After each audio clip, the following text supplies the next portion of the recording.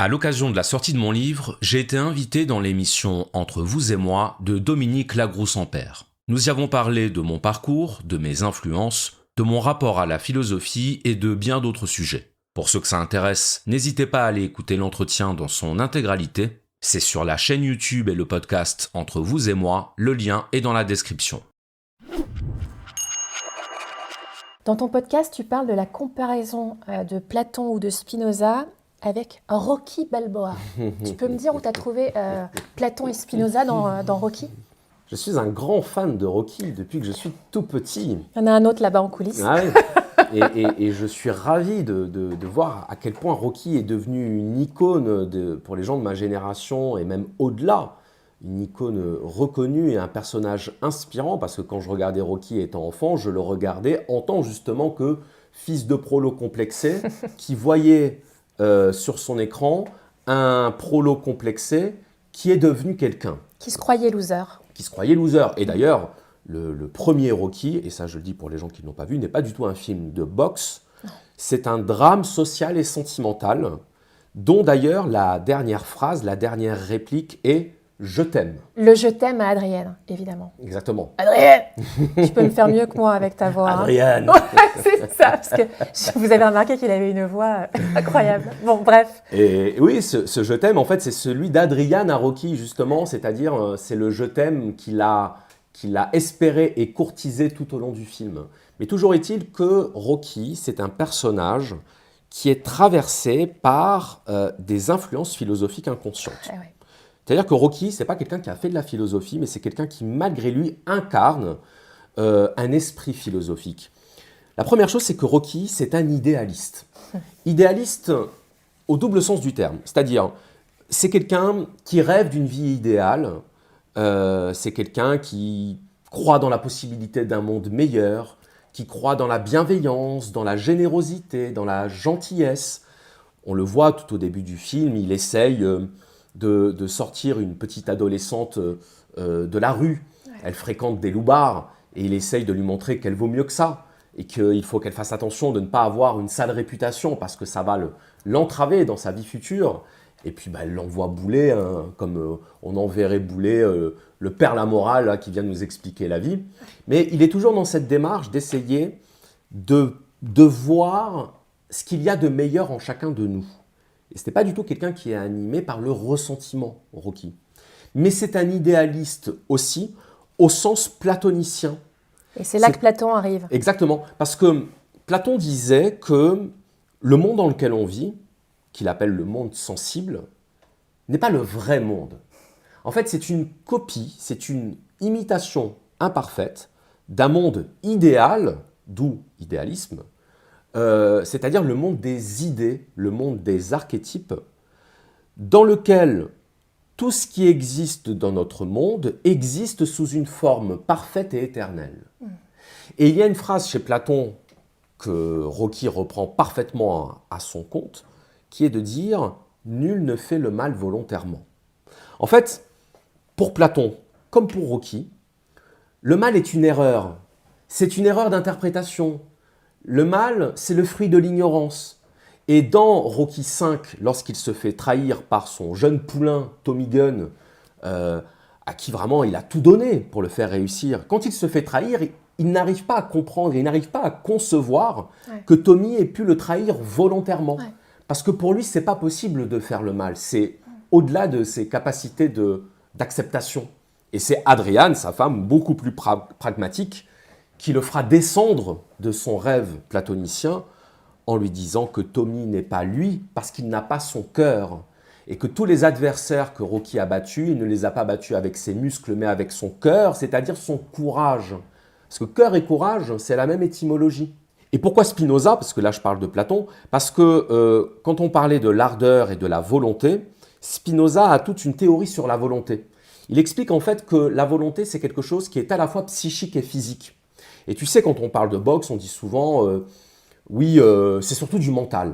Ben, Spinoza dit oui, mais non, parce que le mental dépend du corps et le corps dépend du mental. Et Spinoza est l'un des premiers philosophes à avoir montré qu'en fait le corps et l'esprit étaient indissociables et que c'était une erreur presque de les séparer. Donc Spinoza n'est pas d'accord avec Platon sur sa vision du monde, Mais moi, je trouve que le personnage de Rocky, Ah ben oui, il arrive à réconcilier les deux. évidemment, sans Adrienne, il est perdu. Exactement. Et en même temps, c'est elle qui lui redonne le boost physique. Mais c'est exactement ce qui se pour, passe dans pour le combattre. film. Dans Rocky 2, Adrienne est enceinte et elle est mise à un moment donné dans un coma artificiel. Et Rocky ne sait pas si elle va s'en sortir. Et il est abattu. Ouais. Et pourtant, c'est le moment où il est censé préparer son combat pour devenir Ouais. champion du monde. Il ne va plus à l'entraînement. Même son entraîneur, qui est un dictateur, hein, Ouais. il comprend qu'il ne peut pas forcer Rocky à reprendre l'entraînement. Et c'est quand Adrienne se réveille et qu'elle lui dit « gagne », que là, tout à coup, l'énergie revient. Le corps et l'esprit, ça va ensemble. Ouais, alors je pense que vous allez regarder Rocky différemment. C'est-à-dire que si J'espère. seulement en terminale on pouvait regarder Rocky et voilà, l'interpréter comme ça, ce serait génial. Enfin, moi, ça me bluffe parce que Rocky, c'est... dont je précise que le scénario du film a été écrit par Sylvester Stallone lui-même, Ouais. et que Sylvester Stallone n'est pas qu'un acteur ni un réalisateur, c'est aussi un artiste peintre, Ouais. très méconnu pour sa peinture au couteau. Et c'est quelqu'un qui est doté d'une grande sensibilité qu'on a du mal à percevoir sous le personnage un petit peu médiatique qu'on imagine. C'est Et tout c'est sauf un son londo. histoire. Absolument. Son histoire. C'est Ouais. son petit chien d'ailleurs. Hein, je Oui, l'ai c'est son appris, hein. chien qu'il a été obligé de De vendre vendre. et qu'il a ensuite récupéré avec la recette du film. Exactement. Alors, on parle de Rocky. Allez, je me fais plaisir. On parle de Rocco Siffredi aussi. Oui, bah tiens, Donc, d'ailleurs, Rocky, c'est Rocco, donc quelque Rocco. part, c'est lié. L'acteur de film X que vous connaissez peut-être.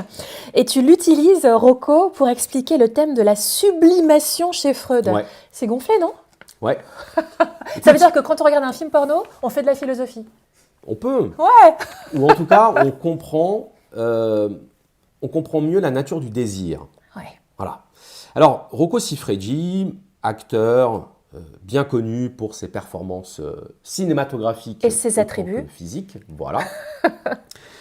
Sur lequel d'ailleurs il y a eu un documentaire il y a quelques années, et moi j'ai regardé avec beaucoup d'intérêt ce documentaire parce que Rocco Siffredi s'y livre, et surtout il se livre sur ce qui est pour lui une malédiction, c'est-à-dire son addiction au sexe. sexe. Il la vit comme une malédiction Ouais. depuis qu'il est enfant, hein, Ouais. parce que ça a commencé très, très jeune. Sa mère voulait qu'il devienne prêtre, il deviendra une star mondiale du X. C'est difficile de trouver plus opposé. Mais en même temps, c'est difficile de trouver plus lié, au sens où Saint-Augustin expliquait que la libido pouvait être à la fois une libido corporelle, donc la libido sentiendi, hein, c'est-à-dire sensuelle, mais ça peut être aussi le désir de se rapprocher du divin, donc le désir métaphysique. Et Freud est celui qui a théorisé le passage de la libido du corps à la libido de l'esprit. Je m'explique. Freud pense que toute l'activité de l'esprit est gouvernée, en tout cas largement gouvernée, par la pulsion sexuelle, que ce soit directement ou indirectement. Directement, ça veut dire on va penser au sexe, on va avoir envie d'avoir un acte sexuel. Ça va occuper, voire obstruer nos pensées. Mais il est possible de déplacer, de réorienter ce désir sexuel vers quelque chose de non sexuel, de le déplacer vers, par exemple, la création artistique, Ouais. de déplacer cette énergie vers l'investigation intellectuelle, c'est-à-dire de transformer cette énergie brute qui a une origine sexuelle en quelque chose de socialement et de symboliquement supérieur. Et donc j'ai pris l'exemple de Rocco Siffredi. Pourquoi? Parce que Rocco Siffredi, lui, n'est pas du tout dans la sublimation. C'est-à-dire il assouvit son désir sexuel, il l'assouvit directement. Mais il se trouve que Rocco Siffredi a un cousin qui s'appelle Gabriele, qui l'accompagne sur tous ses tournages depuis très longtemps. Et un jour, Gabriele a voulu faire comme son cousin. Il a voulu devenir acteur pornographique. Problème, quand le réalisateur a lancé la caméra et a dit « action », Gabriele a perdu tous ses moyens. Donc il a été incapable de jouer sa scène. Résultat des courses, Gabriele a dû sublimer sa libido. Qu'est-ce qu'il a fait? Il n'a plus assouvi sa libido de manière physique et sexuelle, puisque il était impuissant, il n'y arrivait pas. il est passé côté réalisation. Il est passé côté conseil artistique. Et dans le documentaire qui est consacré à Rocco Siffredi, on les voit tous les deux se chamailler sur la réalisation, sur la scénarisation, sur l'accessoirisation des films, parce que Gabriele déborde d'idées pour mettre de l'esthétique et de la signification dans les films de Rocco. Et Rocco lui dit « Mais tu nous emmerdes avec tes scénarios, quand est-ce qu'on baise ?» C'est ça la question. Ça, exactement. Et Gabriele dit « Oui, mais tu comprends pas, il faut créer une ambiance, il faut que tu arrives sur la plage avec une croix pour qu'on comprenne que tu es un maudit de Dieu, que ta libido est une malédiction. » La sublimation. Et c'est du ça la désir. sublimation. La sublimation, c'est transformer ton énergie sexuelle en énergie de création. Et Gabriele incarne ça. Et Freud est celui qui a théorisé le fait que la libido, il n'y avait pas d'un côté la libido sexuelle et de l'autre côté la libido artistique. C'est la même libido, mais qui va trouver à se manifester différemment. Ouais. C'est plus facile quand tu nous parles de Rocco Siffredi pour comprendre ça, je trouve, qu'un livre de Freud. Et alors, t'as pas dû t'attirer toujours des amis, parce que la manière dont tu vulgarises la philosophie, tu le dis toi-même, ça va à l'encontre de la philosophie universitaire. Et pour toi, si un discours n'est pas compris, c'est aux philosophes de faire l'effort, pas au public. Et comme je suis d'accord, quand on ne comprend pas un prof, en fait, c'est pas forcément que le prof a raison, c'est que peut-être la manière dont c'est expliqué n'est pas la bonne. Et ça, c'est novateur aussi en philosophie. Ah oui, pour moi, c'est une évidence, mais une évidence n'en est jamais une tant qu'elle n'est pas formulée, qui est que lorsqu'on n'est pas compris, c'est qu'on n'a pas été compréhensible. En tant que professeur, et c'est là où mon expérience de professeur particulier pendant 10 ans m'a beaucoup apporté, j'ai pu constater que parfois je n'arrivais pas à faire comprendre quelque chose à mon élève. Mais sauf que je ne résoudrai jamais le problème en disant à mon élève « Ah, mais c'est pourtant simple. Ah, mais qu'est-ce que tu ne comprends pas là-dedans? Ah, apprends tes leçons. Nul. » Ouais. Tu vois, Bien ces sûr. phrases que parfois les parents sont tentés de dire par, agacement et impatience quand leur enfant ne comprend pas. Ça, c'est de l'anti-pédagogie. Parce que tu crispes l'élève, tu lui donnes le sentiment d'être nul. Quelque part, tu agis sur son cerveau reptilien, c'est-à-dire ça va activer en lui une peur profonde, une peur de l'échec, une peur d'être jugé, une peur d'être puni. Et un esprit qui a peur, qui est dominé par la peur, est un esprit qui ne peut plus apprendre. Donc, quand un élève ne comprend pas, il faut comprendre pourquoi il ne comprend pas. C'est-à-dire, il faut comprendre son incompréhension.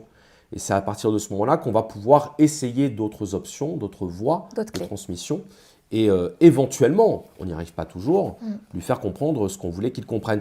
Moi, j'ai une théorie, c'est que je pense qu'il y a beaucoup d'intellectuels qui écrivent de manière volontairement compliquée pour donner l'impression que leur œuvre est un coffre dont il faut percer la signification. Je suis convaincu qu'il y a des auteurs, philosophes, intellectuels, écrivains, qui essayent de jouer là-dessus. Et personnellement, je ne tombe pas dans le panneau. C'est-à-dire que très souvent, il s'agit de créer du bruit lexical, pour donner l'impression qu'on dit quelque chose d'intelligent, alors que si ce quelque chose d'intelligent n'est compris par personne, c'est que ça ne doit pas être si intelligent que ça. Ce qui est compliqué s'exprime simplement. C'est ce que disait Léon Tolstoï à propos de l'art. Il comparait l'art à de la nourriture. Il dit, mais comment on fait si la bonne nourriture, c'est celle que tout le monde aime, mais le bon art, c'est celui que personne ne comprend? C'est assez paradoxal. Pour écouter cet entretien dans son intégralité, rendez-vous sur la chaîne YouTube et le podcast Entre vous et moi, le lien est dans la description.